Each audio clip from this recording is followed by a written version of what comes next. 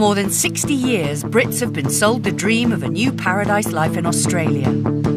Every year, nearly 30,000 people emigrate there, and many head for the vibrant city of Sydney.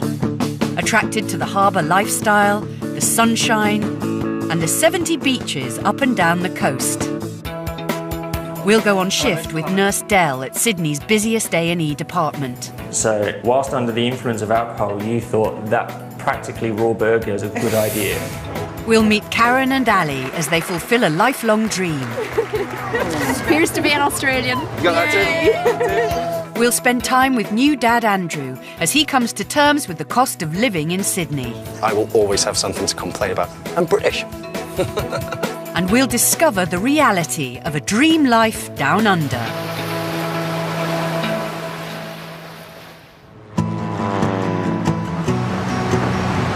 Australia is a country renowned for its love of the outdoors, whether it's playing at the beach or exploring the outback. But that outdoor lifestyle can be a dangerous one, and medical professionals can face challenges very different to those in the UK. 38-year-old Dell from West London is a senior specialist nurse in St Vincent's busy A&E department. I mean, we're very close to the beaches here, so compared to London hospitals, we never saw things like surfboard injuries, near drownings from the beach, people getting drunk and going to the beach, jellyfish stings and things like that, some tropical diseases which tend to come from either the north of the country or overseas, Asia in particular. So there are some unique dynamics to working here, but the fundamentals are generally the same. Dell is one of over 5,000 nurses who leave the UK every year to work overseas. For many, the chance to scrub up down under is too good to resist. I did my training in the early 90s at West Middlesex Hospital, just not very far away from Heathrow Airport. Came to Australia for a holiday, decided to try and give it a go for a year, which was 14 years ago. Dell is far from being the only POM in St Vincent's A&E. Well, look, this is our roster, and there's approximately 80, maybe 85 nurses on there, ranging from the senior management down to the student nurses. Probably 10 people would be English or Scottish. And Dell thinks it's not just the good weather that draws people to Oz. Traditionally, the Australians are far more laid back and casual. They're not quite so uptight. Where's she gone? The way in which the patients and the doctors and the nursing and the medical staff interacted was almost the way you would speak to a friend or a family member.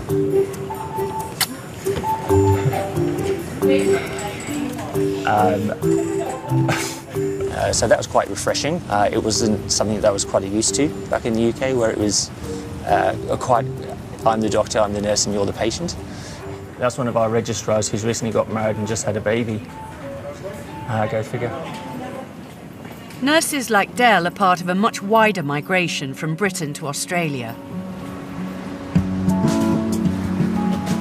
Last year, 16,000 Brits arrived in Australia with a one-year working visa.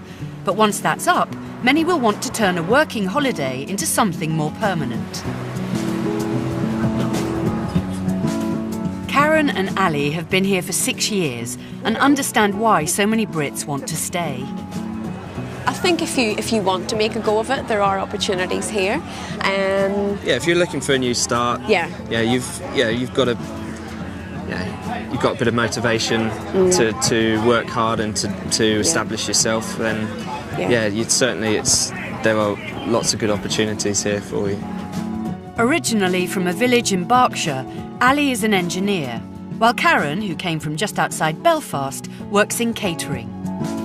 I moved out initially on a year's visa and ended up doing some extra study, complete change in career, and met Alistair, ended up staying.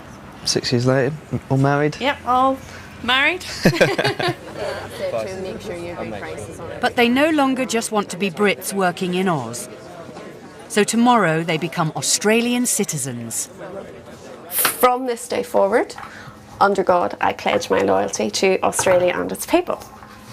I share in its democratic beliefs. No. Oh, no. No, whose democratic beliefs I share. Whose rights and liberties I respect. This last bit always gets me. And whose laws? Whose laws I will uphold and obey. I better get this right for tomorrow, otherwise I am in trouble. To be eligible for citizenship, you must be a permanent resident for at least 2 years. But getting that visa is a lengthy and expensive process. A lot of people seem to have this misconception that it's really easy to get a visa to come to Australia. It is not easy at all. You have to prove everything and need evidence of everything. Because Karen and I didn't come out together, we had to sort of prove the legitimacy of our going in together. We had to get, old Valentine's cards and wedding invitations and thank you cards, removal documents, everything there to try and prove that we're a legitimate couple. It can be a very lengthy and very expensive process because you've got to pay for medicals, x-rays, the solicitor that looked after things for you. So it's really quite an expensive ordeal. I think all up was about $7,000. Spending just under £5,000 on getting citizenship is just one example of how costly living in Oz can be. Watson's Bay is at the tip of the southern shore of Sydney, and its ocean views and harbour beaches put it in the top 5 most expensive places to live in the city. Britt, Andrew and his Aussie wife Kat have spent the last 2 years living here in a small one-bedroom apartment. Your hands are freezing. It's cold out there. Oh, did you go underneath the bed? No? Okay. But the arrival of their first child, Isambard, means they need more room, and that means giving up their prestigious location. We turn around and we look north, and you've got Manly just over to the right-hand side. This is the one thing I'm going to miss. I'm definitely going to miss this view. I can't say anything else. I really will miss it. We knew this, that we were going to have to move eventually. We couldn't always stay in our nice little one-bedroom apartment outlooking the Pacific Ocean, that we were going to have to move somewhere bigger. And just because of the way things are in Sydney, that it was going to have to be somewhere where no one else wants to go, which is further west. Just because rents will be cheaper, the homes will be bigger, and we'll just get an awful lot more for our money that we would get here. Originally from Manchester, Andrew met Aussie wife Kat while they were both working in London. They moved to Australia in 2010 and Isambard was born soon after. However, after 2 years here, Andrew's getting a bit of a reputation for complaining about life down under. What do I get called? For complaining about whinging Pom. It's the first thing I get. So I've literally got to a point now where I bite my tongue before I open my mouth about something. What do I miss about the UK? TV. Sad thing to say, but yeah, definitely TV. Culture. Oh God, yeah, culture. I've forgotten about that. Transport is a bugbear. It takes 40 minutes to do 8 kilometres for absolutely no reason whatsoever. Snow, cold, God, I miss a real winter. It rains here a lot, especially in the winter. There's even more for Andrew to complain about. Sydney is one of the most expensive cities in the world, with average house prices at around 8 times the average salary. Moving to a bigger home is just adding to the expense. We've bought the bed. I've already got the dryer downstairs because, well, there's no radiators here to dry your clothes on, so you need a dryer. We have washing lines in our huge backyards. I'd never owned a dryer in my life until I went to the UK. Really? I didn't understand I don't even understand how they work. Every year, over 7,000 Brits return home from Oz. But despite his reservations, Andrew, with the help of friend Nico, is going ahead with his move to a bigger house. Well, it's not I can't move back, of course I can, but it's 2 years in now, determined to make a go of it. I'm not going to quit just because something's not particularly the way that I envisaged it to be. I could say my son was born here now. He may well say, well, I was born in Australia, why didn't we stay there? I'd much rather be there, so... From that respect, I think let's give him a chance rather than us. We've made our choices and that he can make his own in the future.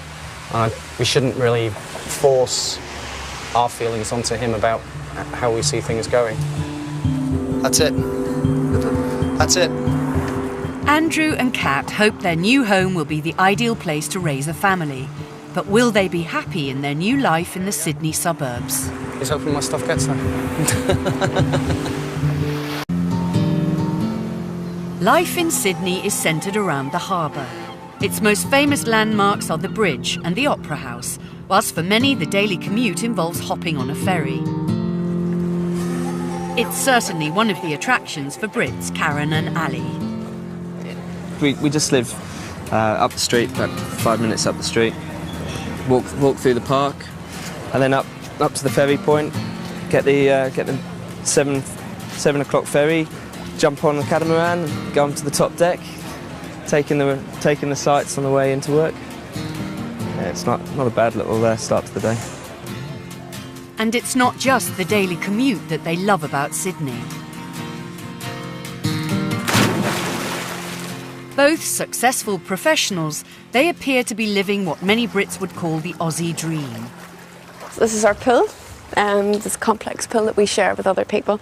I suppose it's one thing that you do associate with Australian life, because you see it in Neighbours, you see it in Home and Away, and a lot of people do have them, so it really is quite a bit of everyday life here, It's not really considered a luxury here. In fact, 1 in 4 Australian households has a pool. When friends come to visit or when family come to visit, it's so nice for them to be able to share in this as well, because you do get used to it after a while. Later today, Karen and Ali will be securing their future in Oz by becoming citizens, but they both know that there are challenges ahead. Right now, we live in an apartment which is close to the beach. It's not very big, but it's close to the beach. We've got a pool. So we do have nice things, but we compromise even now in space. So if we want to buy, we'll probably not buy a place with a pool or close to the beach because we can't afford it.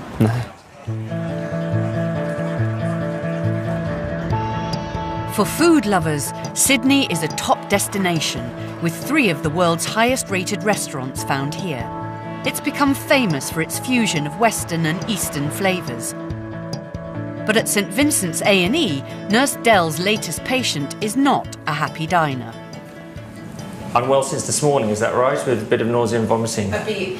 Do you think the most spectacular projectile vomiting I've ever been associated with. Do you think it could be food poisoning? It is. Oh, it is? It is. What did you eat? An underdone burger. Yours or somebody else's?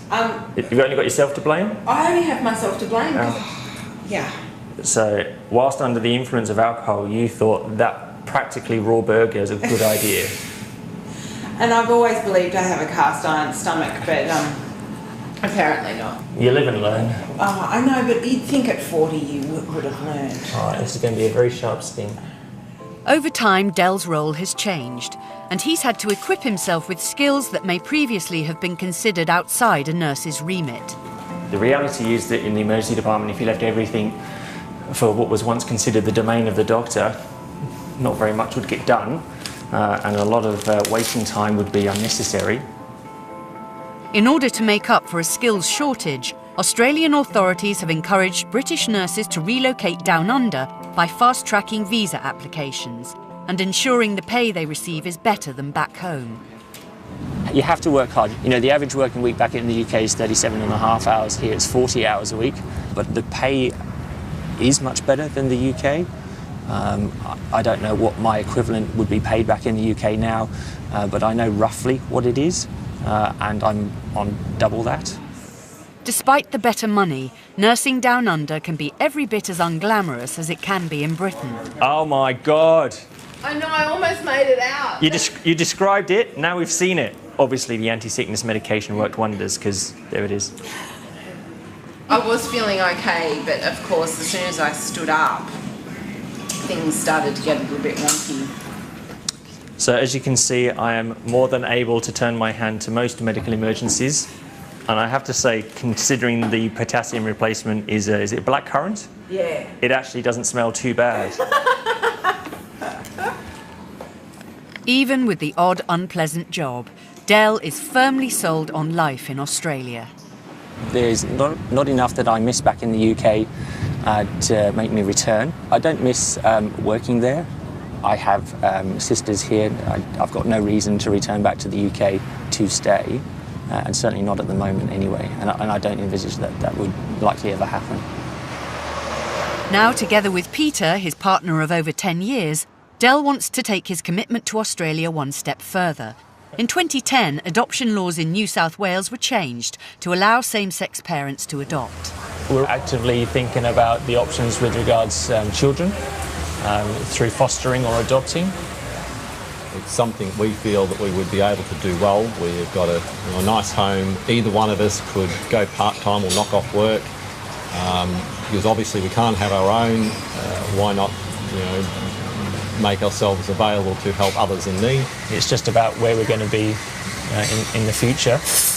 But if things go in the next 10 years, 20 years, 30 years as the last 10 years have gone, it'll be a breeze. 20 miles away, in the Sydney suburb of East Hills, whinging Pom Andrew is also committing his future to Australia.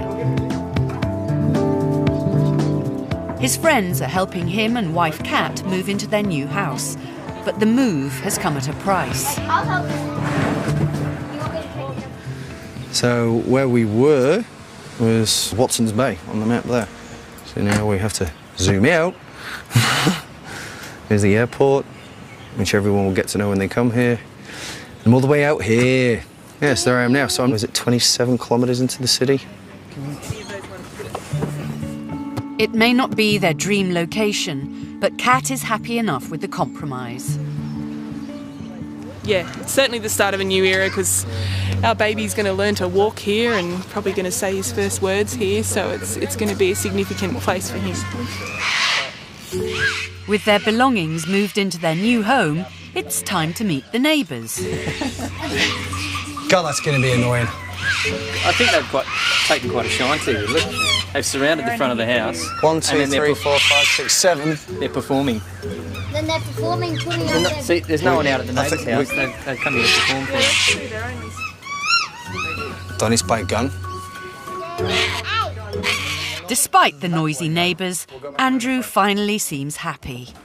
It's definitely bigger than what we had. And so much more storage. Oh, I'm so happy about that. It works. It works. I can't complain. I just need to find a home for everything now. I can't complain because it's big. But I'm sure if I didn't complain, the guys would think there was something very, very wrong with me. I will always have something to complain about. I'm British.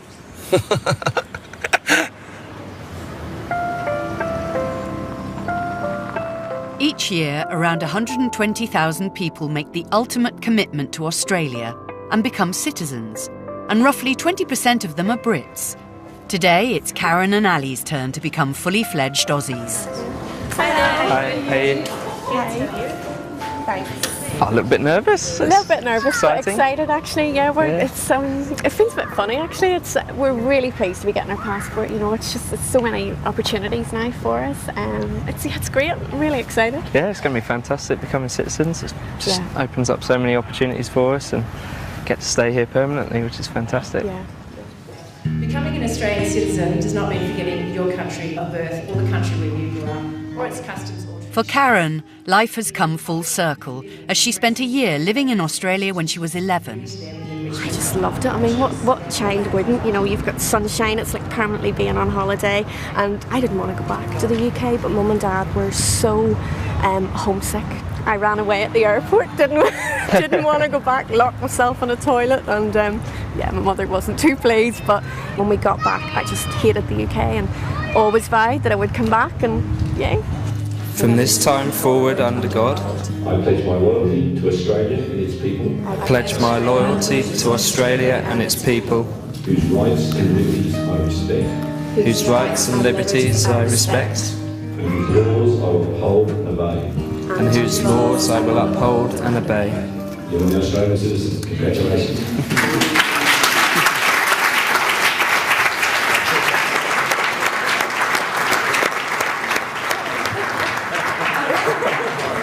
such a privilege. Just such a privilege. Yeah. Really Feels good day. very good. Really good day. We'll go and celebrate now. Yeah. Congratulations. Cheers, guys.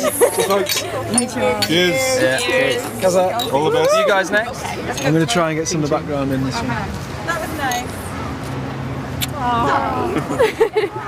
Appears to be an Australian. You got that too? Next time we'll meet Jimmy and Anya, who are leaving behind their English roots. It's all quite exciting. I'm nervous as well. For a new life down under. Feels like we've just come for a holiday. Mother of three, Susan, who swapped Broadstairs for Botany Bay. I've never not been homesick since I've been here. Just learnt to live with it, I guess. And Flowerman John. The best of British. After 20 years, Lancashire is still home. They're never ever going to accept you as an Aussie. Not that I want to be accepted as an Aussie.